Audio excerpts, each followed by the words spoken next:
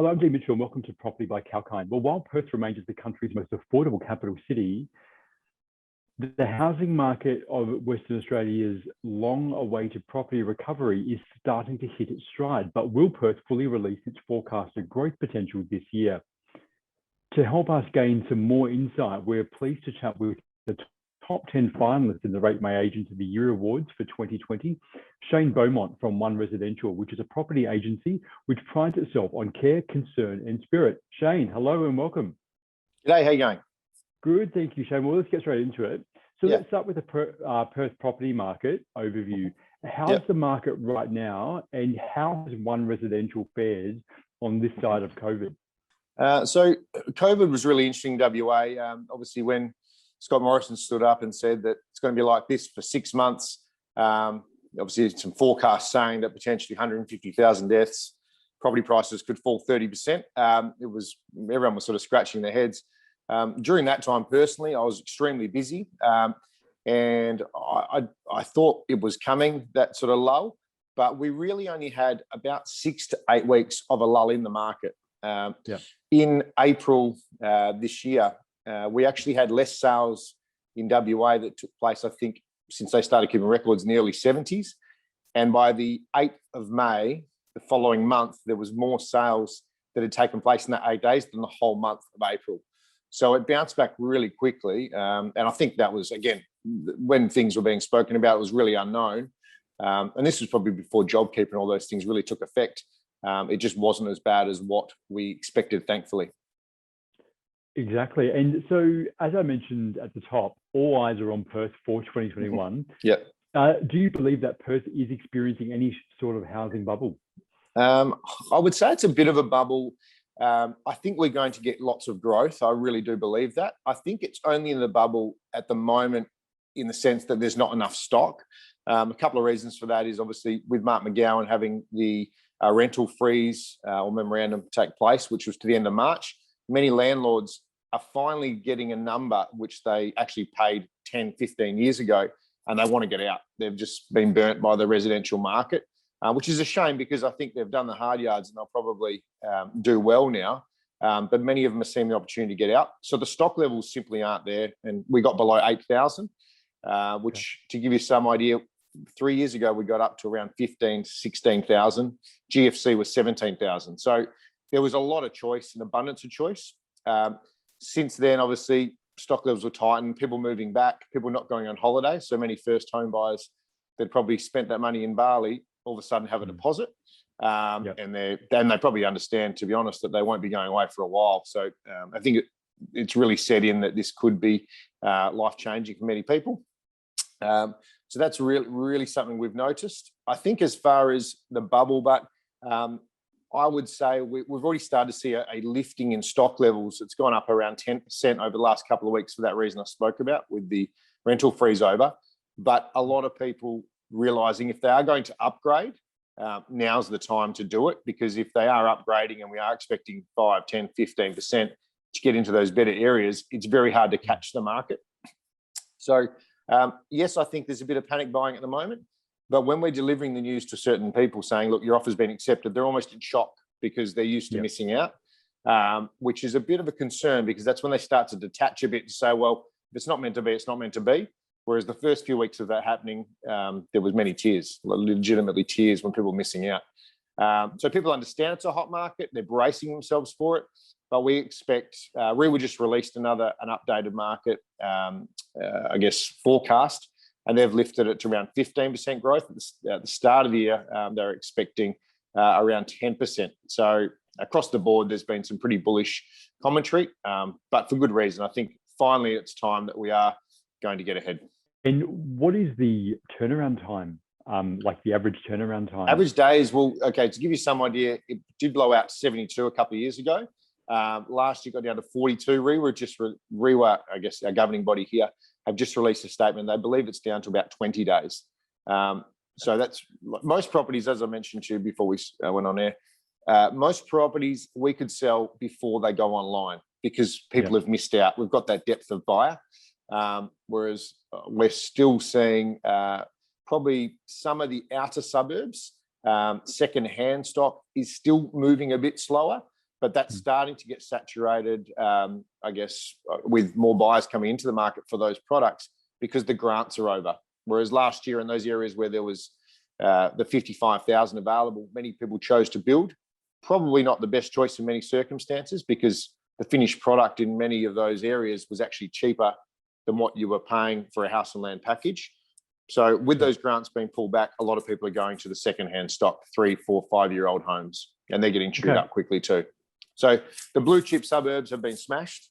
20%, 25% growth, I would think, at least from July last year in many of those. But those outer suburbs are now catching up. Yep.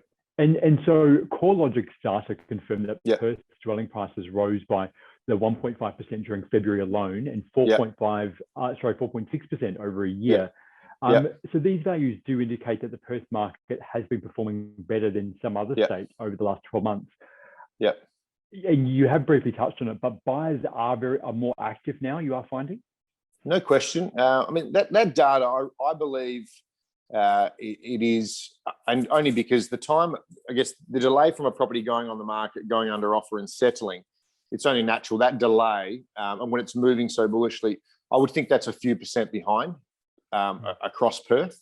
But again, that's the registered data because of that delay. So what's selling today obviously isn't settling for 2 months. So properties that we sold late last year, we thought, wow, that's an incredible price. Now looked like a very smart buy. It's moved that quickly. And can you pinpoint any specific suburbs that will see growth this year, especially as the whole market in most segments are up? Yeah. So as a lot of people moving back to WA, we've found rather than zoning changes, infrastructure changes, schools have been huge. Like school zones, people getting over here, wanting to get their children to the best schools. So any of those school zones are going to continue. Willetton Senior High School, Shenton Park or Shenton College. They're probably the two most well-known ones, and also Rossmoyne. Anything in those catchment areas is still going gangbusters. In the south, Piara Waters has started to get a really good following because their school, again, has a really, really good name, those catchment zones. So through there is going really, really well. And we're starting to see a lot of the properties which are close to airports, which really with the mining industry, when it did slow, a lot of those properties really slowed. Anything that's within sort of 12, 15 minutes of airports are going really, really well, especially the hills properties, the lifestyle lots. When, I guess, the market falls, those mining people move out of WA or they don't have the work, but coming home to their large lots where they've got a few toys and what have you, and they're still close to the airport, they've seen great growth in the hills. And they tend to be really, I guess they can really go up and they can really go down for that very reason. Yeah. And so with that growth, the construction industry is booming as well. And so incentives have led to increased demand for vacant land. Are you finding? The demand for land last year gave a lot of developers, a lot of land developers, an opportunity to get out of things that they've been sitting on for quite some time. A stat we saw the last year was in July, there was around 1,500 lots sold. To put that in comparison, the 12 months before for the same month, there was just over 200 in the whole of Perth. So there's a huge increase. That has slowed a lot in the outer suburb, as I've touched on before, where people can get established relatively cheaper than what the house and land package is.